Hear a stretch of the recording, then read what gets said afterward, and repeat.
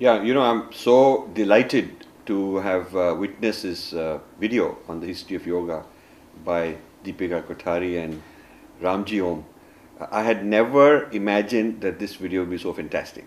I've seen lots of videos, seen lots of documentaries, seen a lot of films on yoga's history and so on, but I've never seen something so comprehensive, something which is so far reaching, sweeping, deeply researched, extremely well produced.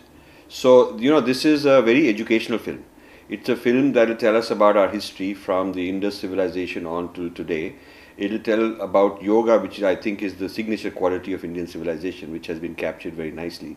It'll take us to all corners of the country and show us how it has been part of the tradition everywhere, and all the different traditions, Buddhism, Jainism, Hinduism, different traditions, Shaivism, Vaishnavism, Goddess, all of that is brought together as part of this grand history of our people, from Indus Valley, physical infrastructure of the Indus Valley, and yoga as sort of the spiritual and psychological infrastructure. The inner infrastructure of yoga is combined with the outer infrastructure of Harappan, Indus, Saraswati civilization in a very beautiful way.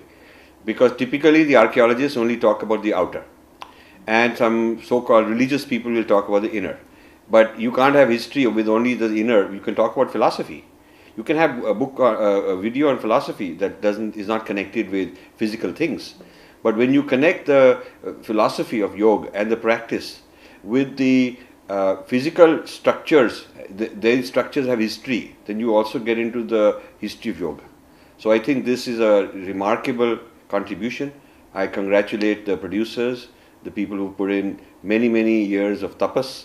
They've really worked hard, I can tell from this video. Having traveled around India, having done my own work there, I know that this kind of very intense, very rigorous, very detailed research, and then turning it into very, very short, quick clips, to get it all compactly, is a monumental work. And I wish them well. I mean, we are on the same journey. I think that the producers are doing what I want people to do, rather than sort of talking about it or complaining. They've actually gone out and done something. This can be turned into education. It should be shown in film festivals. It should be given awards. It should be something that the various state governments and central government should adopt as part of teaching them who we are. It should be presented in intellectual conferences. And I think it will help counteract a lot of the propaganda, false propaganda, that yoga is somehow imported from the West. Unfortunately, those kind of things are getting a lot of publicity. They are being given a lot of grants to go around traveling, talking, publicizing, and they're given a lot of academic credentials because of who they are, because of their clout and so on. Whereas I think this is far more authentic and much more persuasive, and a much higher quality of rigor that went into this.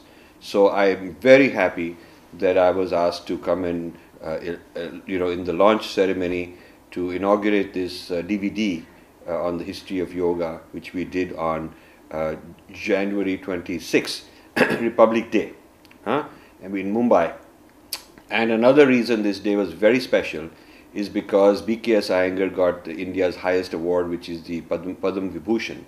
And I think he's sort of the representative of yoga today, and your video as the best video I have seen, best film I have seen on this subject, coming together on the same day and being asked to honor it as the chief guest and give my talk was absolutely fantastic.